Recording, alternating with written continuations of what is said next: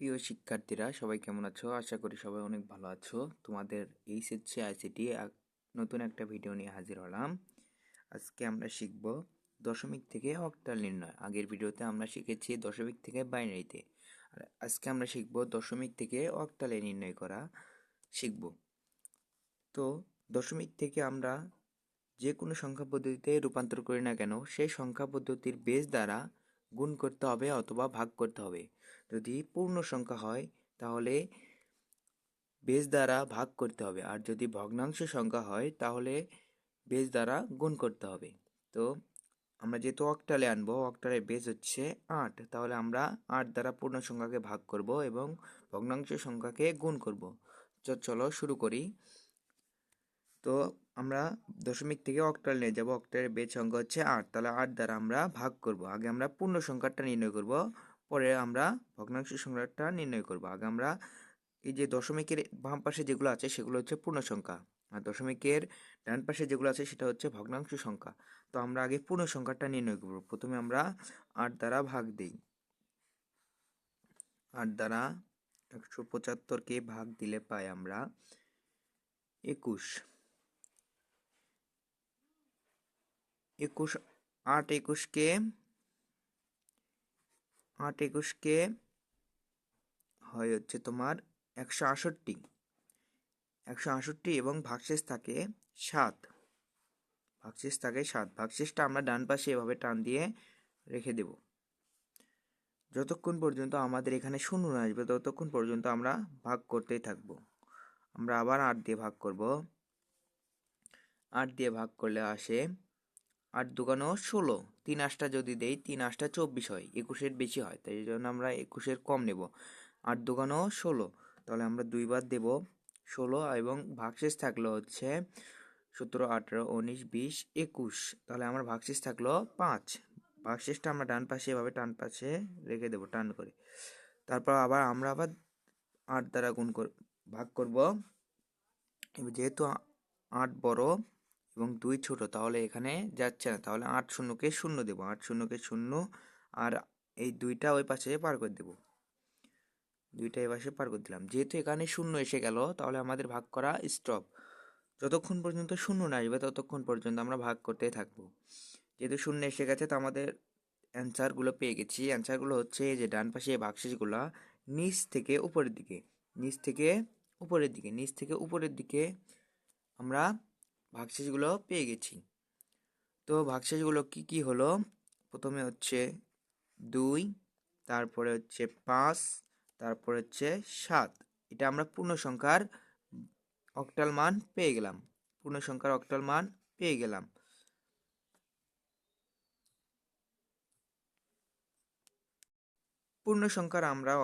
পেয়ে গেলাম। এখন আমরা ভগ্নাংশ সংখ্যার অক্টাল মান বের করব।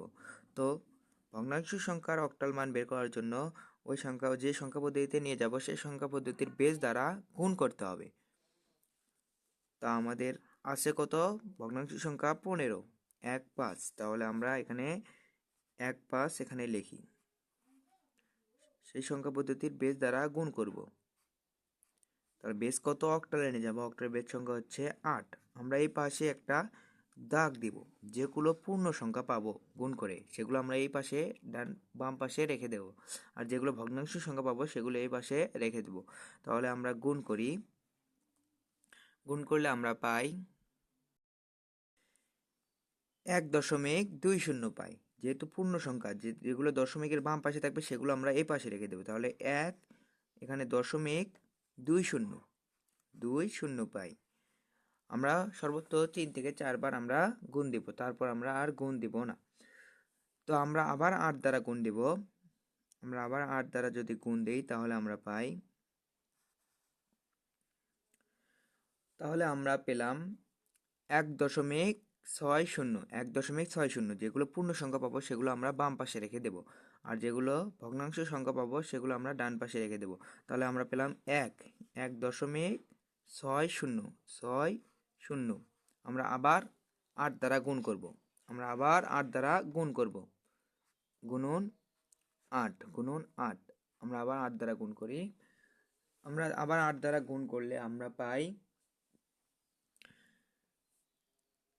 4.80, 4.80। যেহেতু আমরা 4 পূর্ণ সংখ্যা পেয়েছি, সেজন্য 4 আমরা এই পাশে রেখে দেবো। 4 4 আর 0.80, 4.80। আমরা আরেকবার গুণ দেই, আবার আমরা 8 দিয়ে গুণ দেব।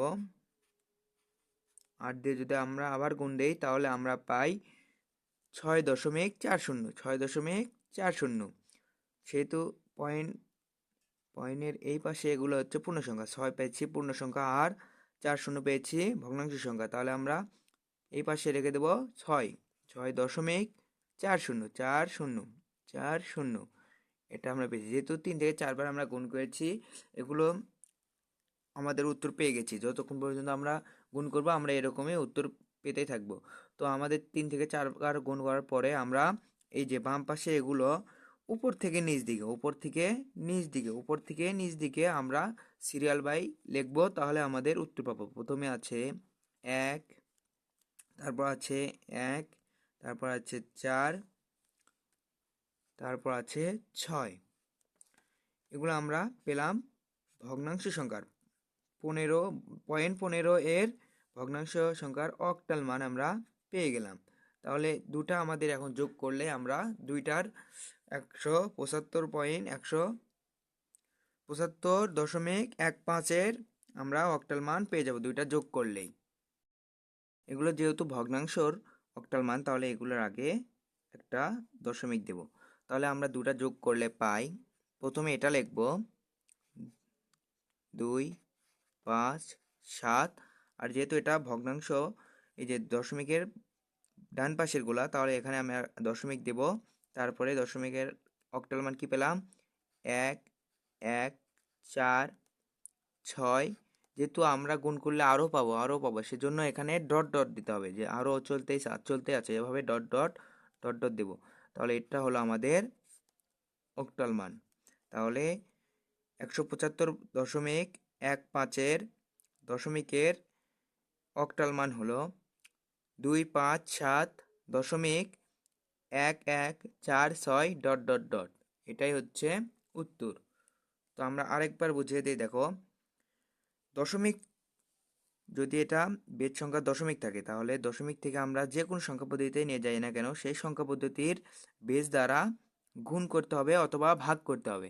যদি পূর্ণ সংখ্যা হয় তাহলে ভাগ করব, আর যদি ভগ্নাংশ সংখ্যা হয় তাহলে আমরা গুণ করব। যেহেতু 8 দিয়ে আমরা ভাগ দিয়েছি, যেহেতু এটা পূর্ণ সংখ্যা, যেহেতু দশমিকের বাম পাশে আছে এটা পূর্ণ সংখ্যা, তাহলে আমরা 8 দিয়ে ভাগ দিয়েছি যতক্ষণ পর্যন্ত শূন্য না আসে। যতক্ষণ পর্যন্ত শূন্য না আসবে ততক্ষণ পর্যন্ত আমরা ভাগ করতে থাকবো। যেহেতু আমাদের শূন্য পেয়েছি তাহলে আমরা উত্তর পেয়ে গেছি। উত্তর হলো ডান পাশের এগুলো নিচ থেকে উপরের দিকে। এটা হচ্ছে পূর্ণ সংখ্যার ক্ষেত্রে। তা আমরা পূর্ণ সংখ্যার ক্ষেত্রে মান পেয়ে গেছি অক্টাল মান, এবং আমরা ভগ্নাংশ সংখ্যার এবার নির্ণয় করব। দশমিকের ডান পাশে যেগুলো, সেগুলো হচ্ছে ভগ্নাংশ সংখ্যা। তো আমরা ভগ্নাংশ সংখ্যার ক্ষেত্রে ওই বেস দ্বারা গুণ করতে হবে। তা আমরা অক্টালের বেস হচ্ছে 8, আমরা 8 দ্বারা গুণ করেছি। প্রথমে 8 দ্বারা গুণ করলে পাই 1.20। যেগুলো আমরা পূর্ণ সংখ্যা পাবো সেগুলো আমরা বাম পাশে রেখে দেবো, আর যেগুলো ভগ্নাংশ সংখ্যা পাবো সেগুলো আমরা ওই পাশেই রেখে দেবো। তো আমরা 8 দ্বারা গুণ করে আমরা পূর্ণ সংখ্যা পেয়েছি 1, তাই আমরা 1 বাম পাশে রেখে দিয়েছি। আর ভগ্নাংশ সংখ্যা পেয়েছি 20, তাই আমরা 20কে আবার সর্বোচ্চ আমরা 4-5 বার গুণ করব, তারপর আমরা গুণ করা স্টপ করব। তো আমরা আবার 8 দ্বারা গুণ করেছি, মানে 4 বার গুণ করব, 3 থেকে 4 বার, তাহলে হয়ে যাবে। তারপর আমরা 8 দ্বারা গুণ করেছি, আমরা আবার পেয়েছি 1 হচ্ছে পূর্ণ সংখ্যা পেয়েছি। যে দশমিকের বাম পাশে আমরা পূর্ণ সংখ্যা পেয়েছি, সেগুলো এই পাশে রেখে দিয়েছি। আর দশমিকের এই পাশে আমরা ভগ্নাংশ সংখ্যা পেয়েছি 6, 0। তারপর আবার আমরা 8 দ্বারা গুণ করেছি, তারপর আমরা পূর্ণ সংখ্যা পেয়েছি 4।